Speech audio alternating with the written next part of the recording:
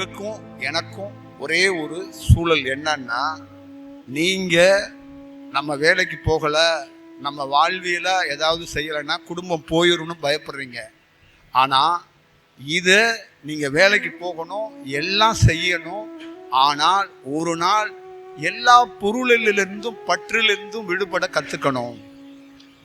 நீங்க என்னமோ சொல்லுவீங்க லாஸ்டா, அதுதாங்க விடுபட முடியல, அது சம்பந்தமா தான் கேள்வி கேட்கணும்னு நினைச்சோம், உங்களை மேடையில விட மாட்டேன்ட்டாங்க, நீங்க அங்கிட்டு ஓரமா நடந்து போகும்போது நான் கேள்வி கேட்கலான்னு வந்தேன். அந்த விடுபடுறது எப்படி? பிரபஞ்சம் எப்படி நம்மளை வழி நடத்தும், அதுக்கு நீ தயாராகணும்ப்பா. புரியுதா? தாய் பால் கொடுக்க தயாரா இருப்பா, குடிக்கிறதுக்கு குழந்தை தயாரா இருக்கணும். புரியுதா? தாயே தன்னோட மார்பெடுக்கு பால் குடிச்சுக்கோலா, நீ தயாரா இருக்கணும். நீ எங்க தயாரா இருக்கிற? இங்க வந்திருக்கிறது கூட 70 விழுக்காடு மக்கள் நம்பிக்கை அடிப்படையில வந்திருக்கிறாங்க. இந்த பிரபஞ்சத்திட்ட என்ன தெரியுமா பிடிச்சது? நம்பிக்கையும் எடுத்து விட்டுரும் வெளியில. என்ன நம்பாதன்றும். வடலூர்ல போய் நிக்கிறேன், எங்க வேணாலும் தேடு, என்ன பார்க்க முடியாதுங்குது. ஆனா அதை நம்ம வணங்குறோம், அதை நேசிக்கிறோம், அதோட பயணிக்கிறோம். ஆனா அது சொல்லுது என்னை பார்க்க முடியாதுங்குது. இப்ப புரிஞ்சுக்குங்க, அது என்ன சொல்ல வருது அப்படின்னா, நீ ஒரு பெரிய சிறந்த பக்திமானாகவும் சிறந்த தவசு பண்றவனாகவும் நீ என்னையே கதி என்று இருந்து என்னை நோக்கி நீ வரும்போது நான் உருவமாக காட்சி கொடுத்தால் நீ வளர முடியாது. அது முடியாது. அப்ப உனக்கு என்ன ஆகும்னா, நீ பக்தனாக மாறுவாய், நான் கடவுளாக மாறுவேன். இங்கு பக்தன் கடவுள் அப்படிங்கிற சூழலே இல்லை. நீ உணரு. அப்ப உணரும் போது என்ன தெரிஞ்சுக்குவ அப்படின்னா, ராமலிங்கம் என்ற ஒரு வெற்றிடம் பல கோடி மக்களை வாழ வைக்கிறது, உருவமாக இல்லை, அது காட்சி கொடுப்பதில்லை. அதான் உண்மையான சூழ். அப்ப உனக்குள்ள என்ன நடக்கும் அப்படின்னா, அந்த விடுதலைக்கான ப்ராசஸ் அங்கதான் தொடங்கும். ஒன்றும் இல்லாததை நீ உணர்ந்தாய் மட்டும்தான் விடுதலை அடைவ. ஒரு உருவத்தை பார்க்கிற பாரு, அதனாலதான் கையில பச்சை குத்தி இருக்க, காலில் பச்சை குத்தி இருக்க, நெத்தியில பச்சை குத்திக்கிறக்க, ஏதோ பேரெல்லாம் எழுதி வச்சிருக்கிற, முருகன்கிற ஐயப்பன்கிற எல்லாமே உருவமா இருக்கு பாரு. அதனாலதான் உன்னால விடுதலையாக முடியல. ஒரு வெற்றிடமா உணர்ந்துகிட்டே வரும்போது ஒரு நாள் நீ ஃபீல் ஆயிடுவ, எதுவும் வேண்டாம். என் கிராமத்துல நான் வாழும்போது எதுவுமே இருக்காது, ஒண்ணுமே இருக்காதுங்க. கையில சுத்தமா பணம் எதுவும் இருக்காது. நான் தாலி கட்டின மனைவி கன்சீவா இருக்கிறாங்க, ஒண்ணுமே காசு இருக்காது, சும்மாதான் இருப்பேன். ஒரு கோயில் பூசாரி என் பாக்கெட்ல 200 ரூபா 300 ரூபா பணம் வச்சுட்டு போயிட்டே இருப்பாங்க. என்ன தம்பி அப்படின்னா, கண்டிப்பா ஒரு நாள் எல்லாத்தையும் கணக்கு பண்ணி நான் வாங்கிக்கிறேன், நீங்க வச்சுக்கங்க. சும்மா இருக்கிறது, சும்மா ஒரு குடும்பத்தை வழி நடத்த முடியுமா? சொல்லுங்க. சும்மாங்க ஒண்ணுமே கிடையாதுங்க. வெறும் சட்டை பேண்ட் ஒண்ணு இல்ல, உங்களை வழி நடத்துறேன். ஒண்ணு கிடையாது, ஒண்ணு கிடையாது. நீங்க எல்லாம் பெரிய ஆள், பேங்க்ல எல்லாம் ஏதோ வச்சிருக்கீங்க, என்கிட்ட ஒண்ணு கிடையாது. இது எப்படி சாத்தியம்? சும்மா இருக்கிறவன் வெற்றிடமா இருக்கிறவன நோக்கி இன்னொரு வெற்றிடம் வரும்.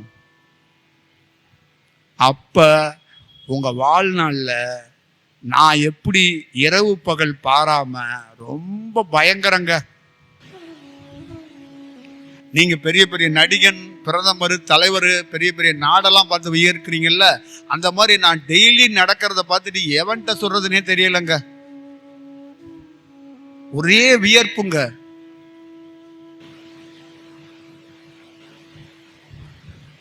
ஒரு 3 நாளைக்கு முன்னாடி திருப்பதிக்கு போனேன். திருப்பதியில் இருக்கிற கருவறை, அந்த கோவில், அந்த வடிவம், அந்த மலை, இதோட ஒரிஜினாலிட்டி எல்லாம் நான் இதுக்கு முன்னாடி பார்த்ததே கிடையாது. அதெல்லாம் அப்படியே அப்படியே உணர்றேன். நான் பெரிய ரியாக்டே பண்ண மாட்டேன். அதுதான் வாழ்க்கையோட மிகப்பெரிய சூழல். கருவறைக்கோ கோயிலுக்குள்ளேயோ நம்ம போகாம அந்த இடத்தை அப்படியே சுத்தி வரும்போது அந்த ஒரிஜினாலிட்டியை நம்ம உணர்றோம்ல, அதான் வெற்றியிடும். இதான் சூழல். உங்க வாழ்க்கையில ஒரு நாள் ஒரு மிக மிக முக்கியமான ஒரு தருணம் நடக்குங்க.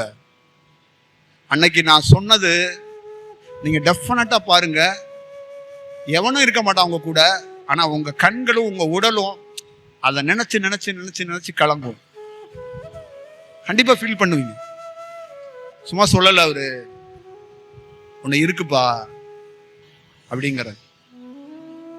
வாழ்க்கையில வெற்றிடத்தால் வழிநடத்தப்படணுங்கிறத உணருங்க. ஒரு வெற்றிடம் உங்க வாழ்க்கையில 10 கோடி பணம் வேணும்னாலும் ஒரு வெற்றிடம் கொடுக்கும். இது உண்மை. இந்த இந்த இடத்துக்குள்ள எல்லாமே வெற்றிடத்தால் உருவாக்கப்பட்டது. எந்த மனிதரானும் இல்ல, வெற்றிடத்தால் உருவாக்கப்பட்டது. வெற்றிடம் ஒரு மனிதனை தடுத்து ஆட்கொண்டு இதுக்கு என்ன தேவையோ அது எல்லாம் வர வைப்போம். அவ்வளவுதான். அப்ப இதோடைய சூழல் எப்படின்னு பார்த்துக்கங்க. ஒரு நாள் நான் எங்கேயோ இருப்பேன். மாணிக்க வாசகன், ராமலிங்க சுவாமிகள் எப்படி கண்ணுக்கு தெரிய மாட்டாரோ அந்த மாதிரி நான் உன் கண்ணுக்கு கூட தெரியாம போயிடலாம். ஆனா நான் ஒரு வெற்றிடமாக இருந்து உனக்கு 100 கோடி வேணும்னாலும் நான் வழி நடத்துவேன். ஆனா அதுக்கு நீ வெற்றிடமாக மாறுறதுக்கு தயாராகணும். இதான் ரொம்ப முக்கியமானது. என் கூட ரிஷிகேஷுக்கு ஒருத்தன் வந்தான். கழுத்துல போட்டிருந்த தங்கத்தை தூக்கி ஆத்துல எறிஞ்சான். இன்ன வரைக்கும் என் கூடயே இருக்கிறான். ஏன்னா விடுதலை உண்மையா வேணும்னு அவன் அங்கேயே தீர்மானிச்சான். அதனாலதான் பிரபஞ்சம் அவனை விடாமைய என்கிட்ட என்ன சொன்னுச்சு, அவனை பக்கத்திலே வச்சுக்கன்னுச்சு. பாசம், அன்பு, படிப்பு, திறமை, இதை பார்த்தெல்லாம் யாரும் நம்ம கூட எல்லாம் நிற்க முடியாது. நீங்க நினைப்பீங்க திருநெல்வேலியில இருக்கிற அம்மா என் கூட இருக்கிறாங்க, பணி செய்யறாங்கன்னு. இதெல்லாம் உங்களுக்கு அவ்வளவுதான் தெரியும். முற்புறப்புல என்ன தொடர்பு தெரியாது. அவங்க யாருங்கிறது தெரியாது. அவங்க அப்பா தியானத்துல பெரிய ஒரு செயல் செஞ்சவர், அவங்க கணவர் தியானத்துல ஒரு பெரிய செயல் செஞ்சவர். பல ஆண்டுகள் அவங்க ஒரு பணி செஞ்சுக்கிட்டு வர்றாங்க. அப்ப ஒரு நாள் உண்மை தத்துவத்துல ஒரு வெட்ட வெளியா இருக்கிறவரோட நீ நின்று களத்துல அவரோட பயணிப்பாய், பணி செய்வாய், அந்த தகுதியை உனக்கு வழங்குறேன்னு தான் பிரபஞ்சம் கொடுத்துருக்கு. நீங்க நினைக்கலாம் ஒரு அம்மா ஒரு ஐயாவோட அவங்க நிக்கிறாங்க, போறாங்க, வர்றாங்க அப்படின்னு நினைக்கலாம். என் கூட இருக்கிறோம் இந்த வெட்டவெளியில இருக்கிற பசங்க காய் வாங்குறாங்க, இவங்க எல்லாம் எங்க இருந்தாங்க தெரியுமா? திருவண்ணாமலையில கிரிவல பாதையில அந்த பிளாட்ஃபார்ம்ல படுத்து கிடந்தாங்க. பல நாள் படுத்து கிடந்தாங்க. இன்னைக்கு ராஜா வீட்டு புள்ள மாதிரி உட்கார்ந்து இருக்கிறாங்க. அந்த தகுதியை எப்படி தேர்ந்தெடுக்குதுன்னு பாருங்க. ஆனா அவங்க ராஜா வீட்டு பிள்ளையா இருந்தாலும் இன்னைக்கும் வெட்ட வெளியில அதே பிளாட்ஃபார்ம்ல தூங்குறோம்னு அவங்க தீர்மானிச்சாங்கன்னா விடுதலை உண்டு. இந்த சொகத்தை பார்த்தாங்க, சோழி முடிஞ்சிச்சு. மனிதனை காதலிக்கிறவன் சுடுகாட்டுக்கு போவான், துருமரணம் அடைவான். குருவை காதலிக்கிறவன் மொத்தமா முடிஞ்சிட்டான். புரியுதா? அதே மாதிரி சொகப்படக்கூடாது. நான் எந்த மதுரையில போய் தாஜ் ஹோட்டல்ல தங்கியிருந்தேன். ஒரு சாதாரணமா அந்த அட்மாஸ்பியர்ல இருக்கிறாங்கல்ல, அந்த சர்வீஸ் பண்றவங்க எல்லாம், இவரு என்ன தாஜ் ஹோட்டல்ல தங்குற மாதிரி இல்லை, இங்க சலூன்ல தங்குற மாதிரியே இருக்கிறாரு. நான் சொன்னேன், நான் தங்குற இடம் சலூன் தான். உனக்கு தான் அது தாஜ் ஹோட்டல், எனக்கு அது தாஜ் ஹோட்டல் கிடையாது. முன்னாடி இந்த இடம் நாங்க தியானம் பண்ண இடம், திருப்பரங்குன்ற மலை, இந்த இடமும் இந்த பசுமலை மலை இதெல்லாம் ஒன்னா இருந்த இடம். அது எனக்கு தெரியும். உனக்கு காசு, உனக்கு ஹோட்டல், உனக்கு ஸ்டார், எனக்கு அதெல்லாம் கிடையாது. நான் ஸ்டார் ஹோட்டல்ல தங்க போகல. அந்த இடம் நான் முன்னாடி தியானம் பண்ணது, அதுக்காக போறேன். இன்னைக்கு ஈசிஆர்ல கிழக்கு கடற்சாரையில ஒரு பையன் தமிழ்நாட்டுடைய தலைவரா இருக்கிறாரு. அதே கிழக்கு கடற்சாரையில அந்த எலெக்ஷன் வர்றதுக்கு முன்னாடி அந்த இடத்துல என் கூட இருக்கிறவங்களுக்கு தெரியும் எவ்வளவு பெரிய தபஸ் பண்ணோம். நம்ம இங்க ஒருத்தன் வருவான்ப்பா, தேனாம்பட்டியில தங்கியிருந்தேன், என் கூட ஒருத்தர் வந்தாரு, சிஎம்மோட வீடு 3வது வீடு, ஐயா அதனாலதான் இங்க வந்து தங்கியிருக்கீங்களான்னாரு. எனக்கு தெரியாதுப்பா, பிரபஞ்சத்துல தேனாம்பட்டிக்கு போ, அந்த 3வது சிக்னல்ல 2வது இடத்துல ஒரு வீடு இருக்கு, அங்க போய் தங்குனாரு. வந்துட்டேன், எனக்கு எதுவும் தெரியாது. 2 நாள்ல வந்துட்டேன். திருப்பி இந்த நடிகர் வீட்டுக்கு பக்கத்துல கண்டினியூவா தியானம் பண்ணிக்கிட்டு இருக்கிறேன். ஒரு 4 நாள் ஒரு இஸ்லாமியருடைய ஹோட்டல் அது. ஆனா எனக்கே தெரியாது. அதுக்கப்புறம் தான் பாக்குறேன் அந்த தெருவில் உள்ளவங்க முதலமைச்சர் ஆகுறாரு.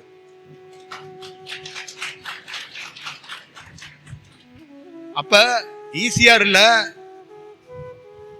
நான்வெஜ் பெண்கள் இந்த மாதிரி போற ஒரு கூட்டத்துல நம்ம தவசுக்காக போனோம்.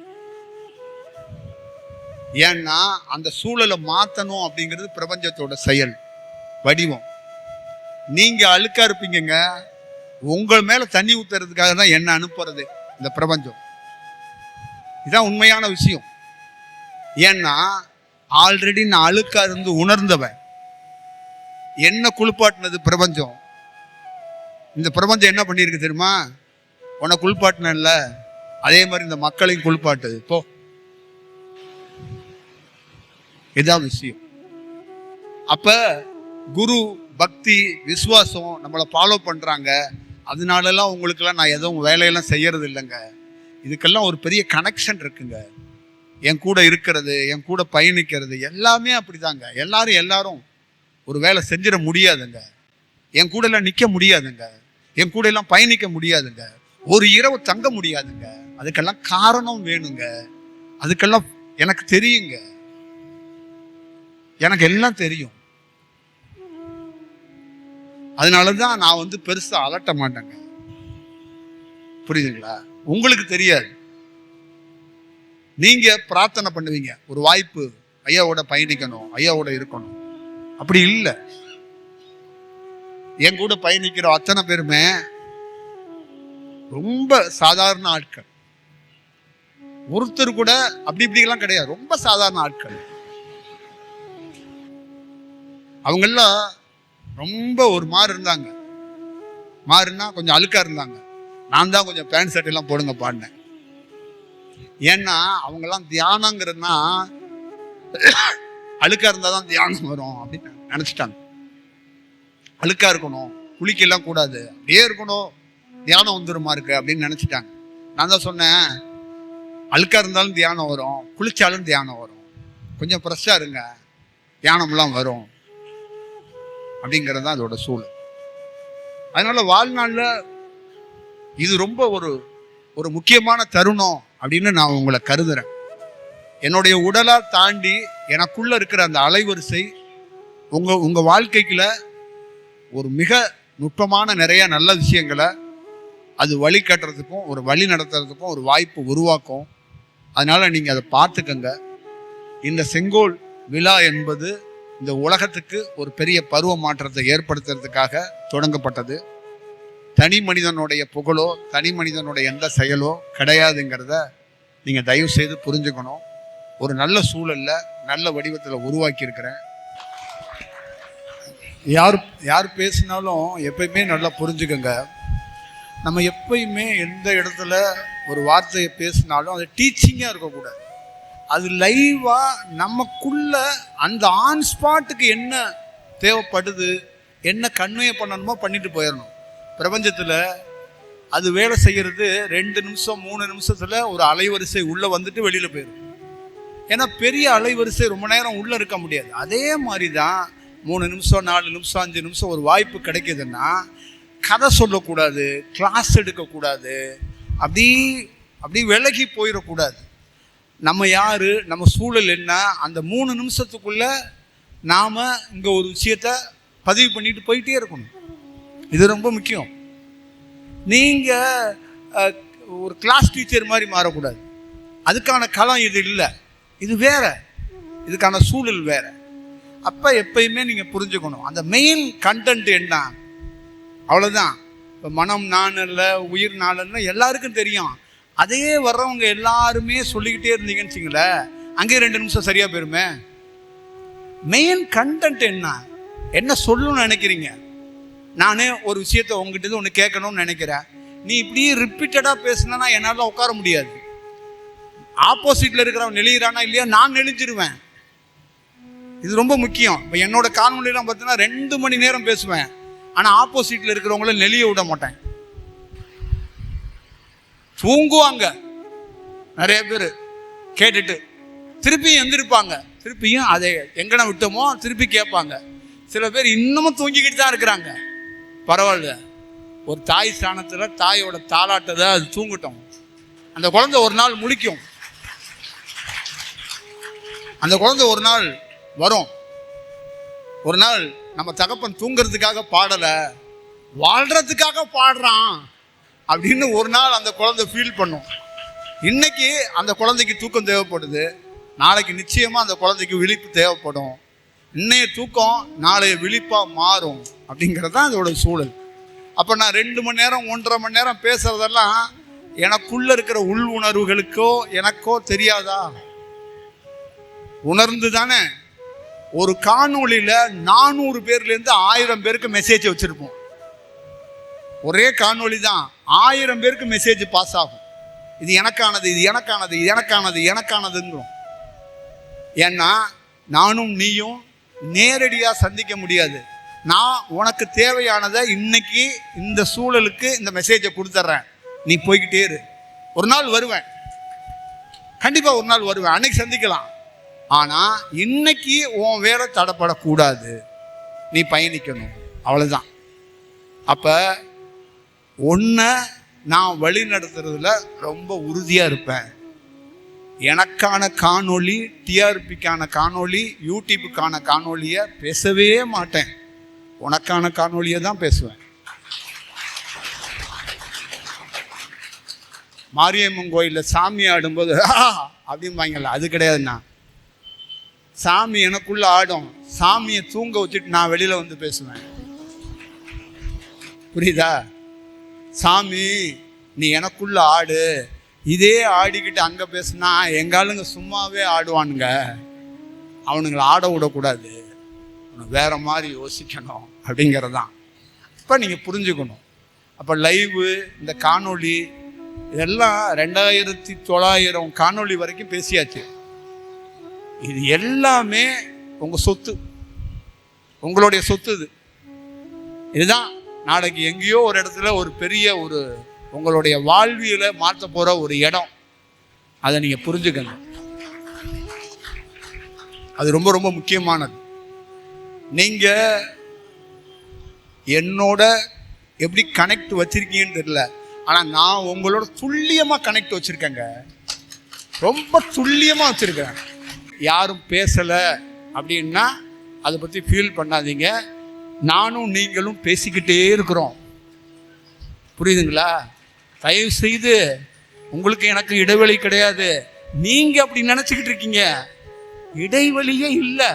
இது இடைவெளியே இன்ட்ரோல் இல்லாத படம், ஓடிக்கிட்டே இருக்கும், புரியுதா? பஸ்ஸில் நீ முன் சீட்டில் உட்காந்துருப்ப, உனக்கு பின் சீட்டில் நான் அமர்ந்திருப்பேன், கவலைப்படாத.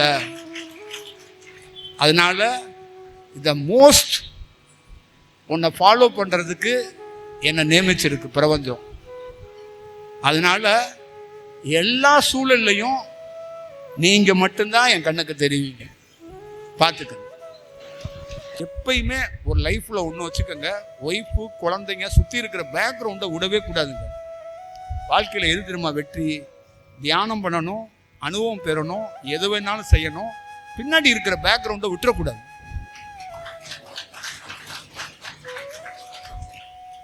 புரியுதுங்களா? அதான் ரொம்ப முக்கியம், ரொம்ப ரொம்ப இதான் முக்கியங்க. நம்ம விடக்கூடாது. வாழ்க்கையில் நம்மளுடைய மிகப்பெரிய தாக்கம் என்ன தெரியுமா? இல்லறத்துல இருந்துகிட்டே அந்த சூழல்ல நம்ம முன்னேறி வரணும். இதான் ரொம்ப முக்கியம். அப்ப நீங்க குடும்பத்தை மட்டும் மிஸ் பண்ணிடாதீங்க. அதான் ரொம்ப ரொம்ப முக்கியமானது. அது பெண்கள் தயவு செய்து அதுவா விடுதலை கிடைக்கும். உங்க கணவர், உங்க வாழ்க்கை, உங்க சூழல் எல்லாம் தானா நடக்கும். என்னோட மிஸ்ஸஸ் எல்லாம் ஒரு காலகட்டத்தில் ஏத்துக்க மாட்டாங்க என்ன இந்த மாதிரி சூழல் எல்லாம். அப்புறம் ஒரு ஸ்டேஜில் என்ன ஆயிட்டாங்கன்னா, அவங்களுக்கான காலம் வந்துச்சு. அப்ப அவர் அந்த வேலை செய்ய தான் வந்திருக்கிறாருன்னு உணர்ந்துட்டாங்க.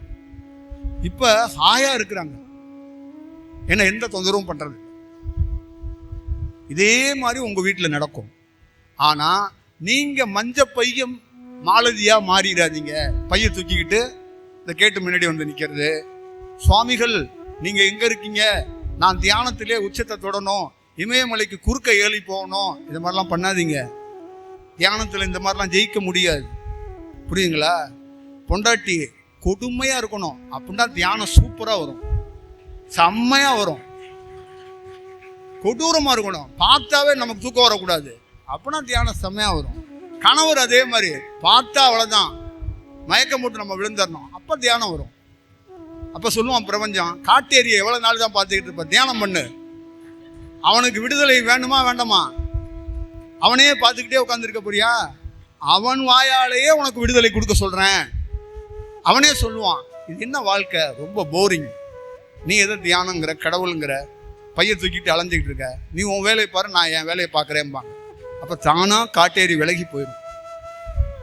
புரியுதுங்களா? நீங்க ட்ரை பண்ணீங்கன்னா எல்ஐசி பாலிசி மாதிரி மாட்டிக்கும், செத்ததுக்கு அப்புறம் வாங்க பணம் தரேன் அப்படிங்கிற மாதிரி ஆயிரும். புரியுதுங்களா? ரிஸ்க் எடுக்காதீங்க வாழ்க்கையில, உணர்ச்சி வசப்படாதீங்க. நான் பேசுவேன், நான் எஸ்டீமுக்கு பேசுவேன், ஒரு நாள் கையில மலை கீழே உட்காந்து பேசுவேன், ஒரு நாள் மேலே போய் பேசுவேன். அதனால சென்னையில் கொண்டு போய் கோயம்பேடுலையோ எங்கேயோ கொண்டு வண்டியை போட்டுட்டு லெட்டர் எழுதி வச்சுட்டு கால் போன போக்கில் நான் போய் கொண்டு இருக்கிறேன்லாம் போகாதீங்க.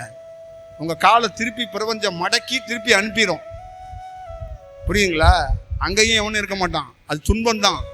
வாழ்க்கையில் எப்பவுமே நல்லா ஞாபகம் வச்சுக்கோங்க, கடவுளை நீ தேடினால் அது துன்பம், கடவுள் உன்னை தேடினால் அது இன்பம். கடவுளை தேடுறத கடவுளுக்கே வியர்ப்பை ஏற்படுத்தணும். புரியுதா? சோறு வடிக்கணும், குழம்பு ஆக்கணும், பெரிய கடுமையான வேலை இருக்கணும். அந்த இல்லறத்துக்குள்ள இருந்தே நம்ம தியானம், நம்மளுடைய வாழ்வியல் இருக்குல்ல, அதுல இந்த பிரபஞ்சம் உன்னை தேடும். இவ்வளோ ஒரு நல்ல ஸ்டூடெண்ட்டு இந்த மாதிரி கொடூரமான குடும்பத்தில் மாட்டிக்கிட்டாங்களே, இவங்களை எடுத்துட்டு வந்து இவங்களுக்கு வேற ஒரு வாழ்வியல் கொடுக்கணும்னு தேடும். புரியுதுங்களா? என்னை சுற்றி 90 விழுக்காடு ஆல்கஹால் சாப்பிட்றவங்க தான் இருந்தாங்க. 90% ஒன்லி கறி தான். அடுத்தது 90% ஒன்லி மாயை தான். பணம் இருக்கா, கையில் மோதிரம் இல்லை, கழுத்தில் செயின் இல்லை, இந்த டிக்கெட்டு தான். இதிலேருந்து நான் எப்படி வந்தேன் அப்படின்னா, பல நாள் தியானம் பண்ணேன், அதுக்குள்ளே கடந்தேன், விடுதலையாக முடியலை. அப்போ வீட்டில் உள்ளவங்கலாம் கேட்டாங்க, சாமி கண்ணை மூடிட்டு உட்காந்துருக்கிறாரு, பொண்டாட்டிக்கு சோறு போட துப்பு இல்லை, கண்ணை மூடுறாரு அப்படின்லாம் பேசிக்கிட்டு ஒரு அம்மா போவோம், யாருன்னே தெரியாது. யாருப்பா அப்படின்னு விசாரிச்சா, போன வாரம் உங்க மாமியா போய் அவங்கள்ட்ட போய் கொளுத்தி விட்டு வந்திருக்காங்க அப்படின்பாங்க. அப்புறம் அடுத்த நாள் ஒரு மாடு காணா போயிடுச்சுன்னா தேடி இன்னொரு தெருவுக்கு போவேன், அங்க ஒரு அம்மா பார்த்துட்டு திட்டும் இன்னொரு அம்மாட்ட, ஏம்மா என்ன அப்படி திட்டுற அப்படின்னா, ஆமா நீங்க தான் வேலையே இல்லாம சும்மாவே கண்ணை மூடிட்டு உட்காந்துருக்கீங்களாம்ல, கண்ணை மூடிட்டு உட்காந்தா புளிக்குழம்பு சோறு ஆக்க முடியுமா, எல்லாம் பண்ண முடியுமா அப்படின்னு கேட்பாங்க. அப்ப இதெல்லாத்தையும் பொறுத்துக்கிட்டோம், இதெல்லாத்தையும் தாங்கணும். ஒரு நாள் அந்த குடும்பம், அந்த கண்ணை மூடுறது, அந்த பேக்ரவுண்ட்ல இருந்தாங்கல்ல, அவங்கெல்லாம் எங்க போனாங்கன்னே தெரியல, காணுங்க. அவங்களெல்லாம் நான் தேடிக்கிட்டு இருக்கேன். இப்போ உங்க வாழ்க்கையிலே அது நடக்கும். நீங்க என்ன பண்றீங்கன்னா ஃபைட் பண்றீங்க. சேலத்துக்கு போனேன், அங்க ஒரு அம்மா சொன்னாங்க, என் கணவரை ரொம்ப காதலிச்சங்க. எப்படிமா காதலிச்சு? கண்ணா புண்ணான்னு காதலிச்சங்க. பயங்கர, அவரும் லவ்வுங்க. ஆனா உங்க காணொலியை கேட்டதுக்கு அப்புறம் அவர் விலகிட்டாருங்க. விலகிட்டாரா? கொஞ்சம் டிஸ்டன்ஸ்ல போறாருங்க. காதல் அங்க வீசலங்க, அங்க ஒன்லி ஆன்மீகம் தான் வீசுது. அவர் வேற வேற மாதிரி பேசுறாரு. சித்தருங்கிறாரு, ஆன்மீகங்கிறாரு, பயணங்கிறாரு, முக்திங்கிறாரு, வேற ஒரு டிராவலுங்கிறாரு, இப்படி பேசுறாரு. எனக்கு பயமா இருக்கு அப்படின்னு அந்த அம்மா சொன்னாங்க. இப்போ நான் சொன்னேன், இதெல்லாம் ஒன்றும் பயப்படாதம்மா, கொஞ்ச நாள் அப்படிதான் கேட்பாரு, அதுக்கப்புறம் அவர் உங்க கூட தான் இருப்பாரு, பார்த்துக்கலாம். நீங்க கொஞ்சம் உணருங்க, அவர் ஏன் இப்படி பேசுறாருங்கிறத உணருங்க, அதெல்லாம் பயப்படாதீங்க அப்படின்னு சொன்னேன். அதுக்கப்புறம் அவங்க வாழ்வியல்ல அவங்க 2 பேருக்கும் தானா ஒரு புரிதல் இயற்கையாகவே ஏற்படும். ஆனா அவங்க 2 பேரும் முடிவெடுத்தாங்கன்னா இல்லறத்திலையும் ஜெயிக்க முடியாது, ஆன்மீகத்திலையும் ஜெயிக்க முடியாது. நல்லா ஞாபகம் வச்சுக்கோங்க. வாழ்க்கையில நீங்க அவசரப்பட்டு நீங்க டைவர்ஸ் வாங்குனீங்கன்னா இல்லறத்திலையும் தோத்துருவீங்க, ஆன்மீகத்திலையும் தோத்துருவீங்க. அதுவா நடக்கணும். ஆன்மீகத்துல தலை சிறந்தது எதுனுமா? தானா நடக்கிறது. தானா விலகுங்க, தானா விலகுவான். இதுதான் சூழல். நீங்க ஃபைட் பண்றீங்க, போராடுறீங்க, சண்டை போடுறீங்க. சே, உன்னை மட்டும் கல்யாணம் பண்ணலான்னு 24 hours தியானம் பண்ணி நேரம் நான் வேற மாதிரி சித்தர் ஆயிருப்பேன். சித்தர்லாம் இருக்க மாட்டேன், செத்து போயிருப்பேன். எனக்கு தெரியும், செத்து போயிருவேன், ஹீட்லேயே செத்து போயிருவேன். பொண்டாட்டி இருக்கிறதுனால கொஞ்சம் கொஞ்சம் தியானம் பண்ணி ஹீட்டு குறையுது. அவளை பார்க்கும்போது எப்போ பார்த்தாலும் உட்காந்துருக்காதியா, எந்திரியா அப்படின்னா ஹீட்டு குறையுது. அவள் தான் அவன் உடலை சமன் பண்ணிக்கிட்டே வர்றான். இந்த நம்ம திருவள்ளுவர் சதீஷ் எல்லாம் தியானத்தில் இன்னைக்கு கொஞ்சம் நிற்கிறான்னா அவனை காப்பாற்றுறது அவனுக்கு குரு யாருன்னா அவன் பொண்டாட்டி தான். இல்லைன்னா இவன் தியானம் பண்ணிக்கிட்டே இருப்பான், இப்படியே இருப்பான், ஏசுநாதர் மாதிரியே உட்காந்துருப்பான். எப்போ பார்த்தாலும் இப்படியே உட்காந்துருப்பான். ஒய்ஃபு போய் அடிச்சு எந்திரிப்பா, குடும்பத்தை பாரு அப்படின்னா உடல் சமமாகுது. இல்லைன்னா உச்சக்கட்ட ஹீட்டுக்கு போயிருப்பான். அவனை சரி பண்ணுறதுக்கே பெரிய வேலையாகிது. அப்போ உங்கள் வீட்டில எல்லாம் உங்களை யாரோ ஒருத்தர் சமன் பண்ணிக்கிட்டே இருக்கிறாங்க. நீங்கள் அதை புரிஞ்சுக்கங்க. சாமியார் ஆகணும், சித்தர் ஆகணும்னு வெறி பிடிச்சி மஞ்சள் பையெல்லாம் தூக்காதீங்க, புரியுங்களா? வேற கலரில் பை தூக்குங்க. ரொம்ப நாள் ஆச்சு மஞ்சள் பையே, வேற கலரில் பை தூக்குங்க. புரிதலை ஏற்படுத்திக்கங்க. கணவர், குழந்தைங்க எல்லாமே நம்ம வாழ்க்கையில் நம்ம நினச்ச மாதிரி வராது. இருக்கிறத பெஸ்டாக்கு. இல்லைன்னா மௌனமாவு. ஒன்று அவரோட கம்யூனிகேஷன், இல்லையா மௌனம். தேவைப்படும் போது பேசு, தேவையில்லாதப்ப மௌனம் ஆயிக்க. இவ்வளவுதான். இதான் வாழ்வியல். இதான் அந்த இடத்த கடக்க முடியும். அதை விட்டு எதுக்கிறது, பிரியறது, சண்டை போடுறது, இதெல்லாம் உனக்கு நீயே சூனியம் வச்சுக்கிற மாதிரி. இதெல்லாம் துன்பம், பெரும் துயரம், புரியுதுங்களா? வாழ்க்கையில் நல்லா ஞாபகம் வச்சுக்கோங்க. சில பேருக்கு குழந்தையால துன்பம் வரும், சில பேருக்கு புருஷனால துன்பம் வரும், சில பேருக்கு அவங்களாலே அவங்களுக்கு துன்பம் வரும், அவங்களுக்கே தெரியாது. புரியுதுங்களா? தெரியவே தெரியாது. இதுதான் இதோட சூழல். இப்போ நம்மக்கிட்ட இருந்தாப்புல தம்பி ஃபோன்லாம் பேசுவாப்புல, அவர்கிட்ட கூப்பிட்டு சொன்னதே அதுதான். உனக்கும் நீ என்னோடு பயணம் பண்ணுற காலம் முடிவடைந்து விட்டது. அப்போ நீ என்ன பண்ணணும்? ப்ராப்பராக ஒரு இல்லறத்தானா நீ வீட்டில் இருக்கணும். வீட்டுக்கு போ. சொல்லும்போது என்ன தெரியுமா சொல்லி அமிச்சேன்? தம்பி ரொம்ப கவனமாக இருறா. 4 பேரால் நீ அழுவுவ, 4 பேரால் நீ சிரிப்ப. ஒன்று உன் பொண்டாட்டி, இன்னொன்று உன் மக, இன்னொன்று உங்கள் அம்மா, இன்னொன்று உங்கள் அக்கா. 4 பேராலையும் அழுவுவ, 4 பேராலையும் சிரிப்ப. அப்போ நீ கவனமாக பார்த்துக்க. இதில் ரியாக்ட் பண்ணனா உன் வாழ்க்கை துன்பமாக மாறிடும். இதே தான் உங்கள் வாழ்க்கையிலையும். யாராலாதும் நீங்கள் அழுவுவீங்க, ரியாக்ட் பண்ணாதீங்க. அது உங்களுக்கு துன்பமாக மாறிடும். அதை எப்படி சரி செய்யணும், அதை எப்படி கடக்கணும், அதை பார்க்கணும். என் வாழ்க்கையில் சக்தி இருக்குன்னு நான் பல்ட்டி அடிக்கல, தலைகளை நிற்கல. அந்த துன்பத்தை எப்படி கடக்கணும் அப்படிங்கிறத கற்றுக்கிட்டேன். பிரபஞ்ச வாழ்க்கையில் சொன்னது, இன்பத்தை யார் வேணாலும் கடந்து விடலாம், துன்பத்தை கடக்க முடியாது. துன்பத்தை எவன் ஒருவன் கடக்கிறானோ அவனே இந்த பூமியில் தலை சிறந்தவன். இவ்வளவுதான், தலை சிறந்தவன். அப்ப துன்பத்தோடு பிறந்து, துன்பத்தோடு வளர்ந்து, துன்பத்தோடு வாழ்ந்து, துன்பத்தோடு கல்யாணத்துல பெரிய பெரிய கோடீஸ்வரம் கூட துன்பத்தில் இருப்பான். நடிகருடைய ஒய்ஃப் 2 நாளைக்கு முன்னாடி ஒரு கட்சி அறிவிச்சாங்க பாருங்க, அது கூட துன்பம் தான். அது நீங்க ஃபேவரட்னு நினைச்சிடாதீங்க, அதுவும் ஒரு விதமான துன்பம் தான். அப்ப வாழ்க்கையில எப்பயுமே ஞாபகம் வச்சுக்கணும், ப்ராப்பர் நமக்கு எப்படி ஐடி கார்டு இருக்கோ அதே மாதிரி நானும் சரி நீங்களும் சரி துன்பத்துல தான் பிறந்திருக்கிறோம். உங்ககிட்ட 1000 கோடி சொத்து கூட இருந்தா கூட துன்பங்கிறது வேற, சொத்துங்கிறது வேற. புரியுதா? அப்ப ஆல்ரெடி துன்பத்துல இருந்தவன் திருப்பி துன்பத்தை ஏற்படுத்தக்கூடாது. ஏற்படுத்தலாமா? அப்ப நீங்க என்ன பண்றீங்க? திருப்பி துன்பத்தை கிரியேட் பண்றீங்க. புரியுதுங்களா? இதுதான் ப்ராப்ளம் வாழ்க்கையில. அது நீங்க அதை உணர்ந்துக்கிட்டீங்கன்னா வேற மாதிரி மாறி. அதனாலதான் நிறைய இந்த மாதிரி ஈவெண்ட்டு, மக்கள் சந்திப்பு, சாப்பாடு இதெல்லாம் நிறைய மாணவர்கள்ட்ட ஏன் கொடுக்குறோம்னா, அந்த வாழ்வியலை அவங்க புரிஞ்சுக்கணுங்கிறதுக்காக தான் கொடுக்குறோம். நீங்க அதை புரிஞ்சுக்க மாட்டீங்க. என்னுடைய வாழ்வியல்ல எனக்கு பெஸ்ட் எது தெரியுங்களா? சக்தி இருந்து அதை பயன்படுத்தாம இயல்பா வாழ்றது. பீரோட்ல கட்டுக்கட்டா பணம் இருந்து அதை தொடாம வாழ்றது இருக்குல்ல, அந்த மாதிரி உள்ள இருக்கு உள்ள என்ன வேணாலும் செய்யலாம், என்ன வேணாலும் செய்யலாம். ஆனா இந்த பிரபஞ்சம் அது உன் கலைக்காக கிடைத்தது. இது உன் பிறப்பு, இந்த உடலுக்காக துன்பம் கிடைச்சது. இதை சரி செய். கலையை பயன்படுத்தி இதை நீ அந்த குறுக்கு வழியில போகணும்னு நினைச்சன்னா உன் வாழ்க்கையில மீண்டும் எங்கேயோ ஒரு இடத்துல பிறப்பெடுக்கிற மாதிரி மாறிடும், துன்பமா மாறும். அதை பண்ணாத அப்படிங்கிறது தான். அதனாலதான் உங்ககிட்ட சொல்றேன், வீட்டில் கிரியேட் பண்ணாதீங்க, புதுசா எதுவும் கிரியேட் பண்ணாதீங்க. ஆன்மீகத்துக்காக புது பாதை ரோடெல்லாம் போடாதீங்க. ஆன்மீக தியானம், வாழ்க்கையில ஒரு ஒரு ஒரு மௌனம், மாற்றங்கிறதெல்லாம் தானா நிகழணும். ஒரு விபத்துன்னு சொல்லியிருக்கிறேன் நான், ஒரு ஆக்சிடென்ட். தியானங்கிறது எப்படி இருக்குன்னா ஒரு ஆக்சிடென்டா இருக்கணும். இங்க இருக்கிற நிறைய பெண்கள், நிறைய ஆண்கள் விபத்தா இருந்தா என்ன நீங்க ஒரு மருத்துவரா பார்த்திருப்பீங்க. விபத்தா பார்க்கல, எங்கேயோ ஒரு லாட்ரி சீட்டு மாதிரி உங்களுக்கு விழுந்துருச்சு.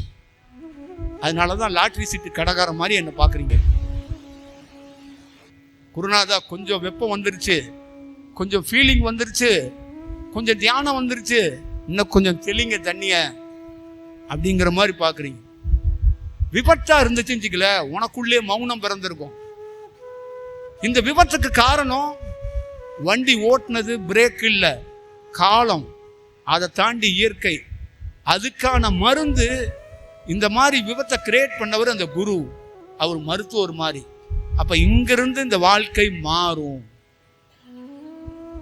விபத்தால் இந்த உலகத்துல மாண்டவர்களும் முடங்கி போனவர்கள் 1000 பேர். ஆனா தியானத்துல விபத்து வந்தவன் வரலாறு. அந்த வரலாறை நீங்க உருவாக்கணும். நீங்க விபத்தை கிரியேட் பண்றீங்க, செயற்கை தியானம் பண்றீங்க, செயற்கையா பண்றீங்க, செயற்கையா கிரியேட் பண்றீங்க. அதனாலதான் உங்களால அந்த ஃபீலை, அந்த உண்மையான தன்மையை, அந்த பாதைக்குள்ளே உங்களால போக முடியல. இந்த பிரபஞ்சம்ங்கிற ஒரு பாதை இருக்கு, அந்த பாதைக்கு போகணும்னா கிரியேட் பண்ண கூடாது. அங்க கற்பனைவாதிகளுக்கு இடம் இல்லை.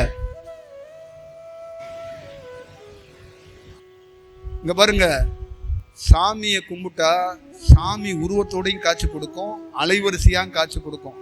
இதுக்கும் பிரபஞ்சத்துக்கும் எந்த சம்பந்தமும் கிடையாது. இதெல்லாம் ஒரு வடிவம். உங்களுக்குள்ள எப்படி கனவு வருதோ அந்த மாதிரி சாமி, இங்க இருக்கிற நாகசக்தி, இங்க இருக்கிற குண்டலினி சக்தி, இங்க இருக்கிற இந்த சுவாசம், இதெல்லாம் ஒரு சக்தியை கிரியேட் பண்ணும். சாதாரணமா யார் தியானம் பண்ணாலும் சக்தி வரும். ஆனா இதுக்கும் பிரபஞ்சத்துக்கு ஏதாவது சம்பந்தம் இருக்குன்னா இல்லை, அது தூரம். அது எதுன்னா சந்நியாசம், விடுதலை, எம்டினஸ். இது இருந்தா மட்டும்தான் பிரபஞ்ச சாலையில வெட்டவெளி சாலைக்கே வர முடியும். இது இல்லைன்னா வரவே முடியாது. சில பேர் வார்த்தையால சொல்லுவாங்க, நான் வெட்டவெளிக்கு போயிட்டேங்க, வெட்டவெளியை பார்த்துட்டேங்க, வெட்டவெளியில தாங்க வாழ்ந்துகிட்டு இருக்கிறேன்.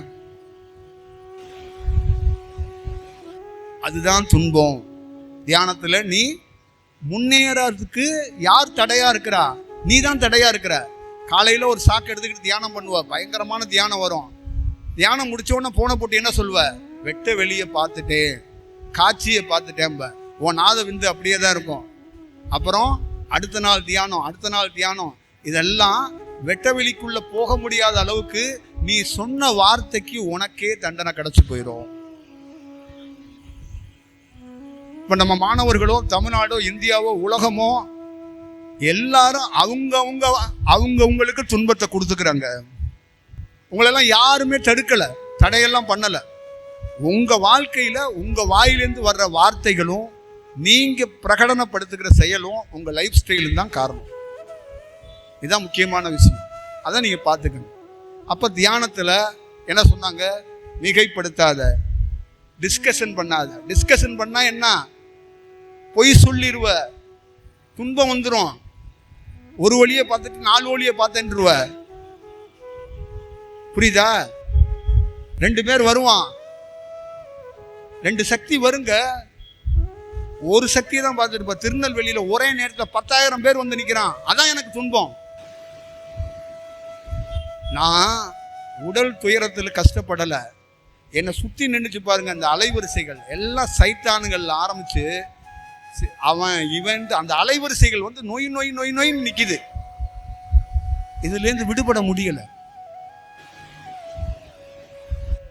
அதுதான் ஒரு ஒரு ஒரு உங்களுக்கெல்லாம் கிடைக்குது. நிறைய இடத்துல தியானம் பண்ண போறீங்கல்ல, அந்த மாதிரி சக்திகள் உங்களுக்கு கிடைக்குது. அப்போ நரம்பு ஆடுது, உடல் ஆடுது, உடலில் வேற வேற மாதிரி மாற்றம் நடக்குது. அதனால நான் வந்து வேற மாதிரி ஆகிட்டேன், அப்படி ஆகிட்டேன், இப்படி ஆகிட்டேன்னு நீங்கள் பேசிக்கிட்டே இருக்கிறீங்க. இதெல்லாம் பேசிக்கு.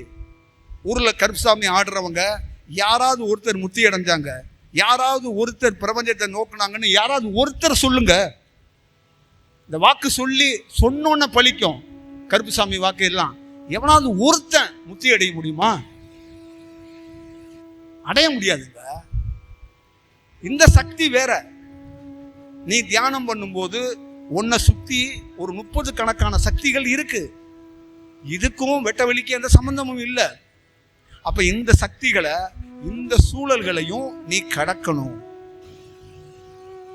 அப்ப இதுதான் உகந்த சக்தியாகவும் பெரிய சக்தியாகவும் பல பேர் நினைக்கிறாங்க. அதனாலதான் குலதெய்வம் கோயில்ல சாமி கும்பிட்டவன் அவன் வாழ்க்கையில வேலை கிடைச்சதோ ஏதோ ஒரு விஷயம் அந்த சக்தி செய்யும். அதை விட்டுட்டு வர முடியல. 5:15 திருவண்ணாமலையில போய் நின்று முதல் தரிசனம் பார்த்தவன் இன்ன வரைக்கும் ஒரு லோக்கல்ல ஒரு 50 பேர் 100 பேர் இருக்காங்க. காலையில் 5:15 முதல் தரிசனம் சாமியை பார்த்ததுக்கு அப்புறம் தான் அவங்களுக்கு தூக்கமே வரும். அதுக்குள்ள ஒரு அலைவரிசை இருக்கு. ஆனா அது முத்தியும் கொடுக்காது, சக்தியும் கொடுக்காது, எதுவும் கொடுக்காது. ஒரு பரவசத்தை ஏற்படுத்தும். நமக்கு ஏதோ கிடைச்சிட்ட மாதிரி ஒரு ஃபீலை ஏற்படுத்தும். அதுலதான் நீங்க கொள்ள பேர் அடிபட்டு போயிடுறீங்க. பல பேர் தியானத்துல நான் ஒரு அனுபவத்தை பெற்றுவிட்டேன் அப்படின்னு பல யூடியூப்ல பேசுறவங்க, பல வடிவத்துல நீங்க உங்க ஃப்ரெண்ட்ஸுங்கள்ட்ட பேசிக்கிட்டு இருக்கிறதெல்லாம் இதுதான் பேசிக்கிட்டு இருக்கீங்க. ஆனா எம்டினஸ்ங்கிறது இது கிடையாது. பியூர். அங்க வந்து எந்த கடவுளும் அங்க ஆதிக்கம் செய்ய முடியாது. உங்ககிட்ட ஆதிக்கம் செய்யாது. அதான் வடிவம். அதான் ராமலிங்க சுவாமி சொல்றாரு, நான் வந்து குலதெய்வம் கிடையாது, நான் நாகம் கிடையாது, நான் பதஞ்சலி கிடையாது, நீ பார்க்கிற மாதிரி சித்தர் கித்தர் பித்தர் கிடையாது. நான் ஒரு எம்டினஸ், ஒண்ணுமே இல்லாதவன். நீ இந்த சக்தி, இந்த வடிவம் இதெல்லாம் இருக்குல்ல, இதெல்லாம் கடந்து வா, ஒரு நாள் என்னை உணர்வாய். அதான் நான் ஆரம்பத்தில் தியானம் பண்ணும்போது எனக்கு பயங்கரமான, அங்கங்க போகும்போது அந்தந்த ஊர்ல எவன்லாம் சமாதியா இருக்கானோ அவன்லாம் வருவான், குறிப்பு கொடுப்பான், பேசுவான், போவான். இதெல்லாம் பெரிய சாதனை மாதிரி நான் நினைச்சுக்கிட்டேன். அப்புறம் தான் நினைக்குது, அவனுங்க எவனுமே உன்னை பிரபஞ்ச பாதைக்கு அனுப்ப மாட்டானுங்க. அதிரடி. இவனுங்களை எல்லாத்தையும் நீ விட்டுட்டு ஒரு வடிவத்தில் வந்தா மட்டும்தான் இந்த வெட்ட வெளியே பார்க்க முடியும். எல்லாம் ஞாபகம் வச்சுக்கோங்க. இந்த உலகத்துல சித்தரை எவனுமே பார்த்ததில்லை. காரணம், சித்தர் என்பது வெட்ட வெளி. ஒன்றும் இல்லாதது. போகர் அகத்தியர் எவனும் பார்க்க முடியாது. போகர் மாதிரி ஒரு நாகம் வருங்க, அகத்தியர் மாதிரி ஒரு நாகம் வருங்க. அகத்தியர் போகர்லாம் வெட்ட வெளிங்க. சிவபாக்கியர்லாம் எவன் பார்க்க முடியும்? காகப சென்டர்லாம் எவன் பார்க்க முடியும்? அதெல்லாம் வெட்ட வெளி, ஒன்றும் இல்லாதது, காட்சியாக உருவமாக எதுவுமே கொடுக்காது. அந்த பாதைக்கு நீ வரணும் அப்படிங்கிறது தான். அப்ப யாகம், பூஜை, புனஸ்காரம், தியானம், குண்டலினி, சக்கரம், நெற்றிக்கண், இந்த மாதிரி தியானம் எல்லாம் ஒரு உருவ வழிபாடு மாதிரி தான். இந்த சக்தி எல்லாம் நம்மளை பரவசப்படுத்துறதும், நமக்கு நிறைய குறிப்பு கொடுக்கறதும், நமக்கு வெவ்வேறு செயல் இருக்கிறது தான் இருக்கும். எந்த இடத்துலையும் புத்தரையோ கர்த்தரையோ அல்லாவையோ ஏன் உணரல? யாரும் அந்த ரோட்ல இல்லைங்க. 5000 முறை பைபிளை படிச்சவன்ட்ட கர்த்தரை உணர்ந்தானான்னு கேளுங்களேன். கர்த்தர் கனவுல வரும் பாரு, அவர் கர்த்தரே இல்லைங்க, அது வேறங்க. அவன் பார்க்கிற கர்த்தர் வேறங்க. அது இது எப்படிங்க உங்கள்கிட்ட நான் கன்வே பண்ணுவேன்? பல காணொளிகளை இது ஆதங்கமா அங்கங்க சின்ன சின்ன குறியீடா சொல்லிக்கிட்டே பாருங்க. இது தமிழ்நாட்டில் நிறைய பேருக்கு புரியாம இவரு ஒரு ரூட்ல மக்களை வழி நடத்துறாரு, இவரு ஒரு ரூட்ல பேசுறாரு. இது என்ன அப்படிங்கிற விலாசம் தொலைத்தவனுக்கு விலாசம் காட்டி கொடுப்பவன் சரியானவனா சரியானவன் இல்லையா? சொல்லுங்க. அந்த விலாசத்தை காட்டுறதுக்காக தான் போராடுறேன். உங்க அப்பா உங்க அம்மா கூட உங்களை விட்டுட்டு ஓடி போயிருவாங்க. நான் விட்டுட்டு ஓடாம உங்கள்கிட்ட போராடுறேன் பாருங்க. சக்தி பக்தியில நடந்துகிட்டே இருக்காது, அதை தாண்டி இன்னொரு ரோடு இருக்கு, அது பாரு அப்படின்னு சொல்லிக்கிட்டே இருக்கு. அதை நீங்க உணருங்க. என்னைக்காவது ஒரு நாள் ஃபீல் பண்ணுவீங்க. அதை நீங்க பார்த்துக்கங்க. அது வாழ்க்கையில உங்களுக்கு ஒரு உயர்ந்த செயலை கொடுக்கும். அதனாலதான் சாமி ஆடுறவங்க, வாக்கு சொல்றவங்க, பக்தியில இருக்கிறவங்க, வேற வடிவத்தில் இருக்கிறவங்க, இவங்களெல்லாம் ஏன் நான் முக்கியத்துவம் கொடுக்கல அப்படின்னா, இதிலிருந்து அவங்க விடுதலை ஆனாதான் உண்மையான தியானத்தை அன்னைக்கு தான் பார்க்க முடியும். அதுதான் உண்மையான தியானம். ஒரு தியானம் பெரும் மௌனத்தை ஏற்படுத்தும். புரியுதுங்களா? அதனால பார்த்துக்கங்க. சரி, ஒரு நல்ல சூழல்ல அது என்னன்னு ஆரம்பம். அண்ணாமலையும் அண்ணா போற்றி, கண்ணாரமுதே கடலே போற்றி, காவாய் கனகத்திரளே போற்றி, கைலை மலையானே போற்றி போற்றி. சத்தியவான் வார்த்தை இது தான் உரைத்தே, சத்தியவான் வார்த்தை இது தான் உரைத்தேன் கண்டார். இத்தினமே அருட்சோதி எய்துகின்ற தினமா, இனிவரும் தினங்கள் எல்லாம் இன்பமுறும் தினங்கள். திருவருட் செங்கோல் எங்கும் செல்லுகின்றதாமே,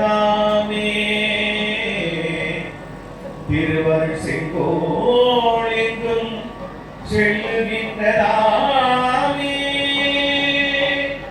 திருவருட் செங்கோல் எங்கும் செல்லுகின்றதாமே. அருட்பெரும் ஜோதி, அருட்பெரும் ஜோதி, தனிப்பெரும் கருணை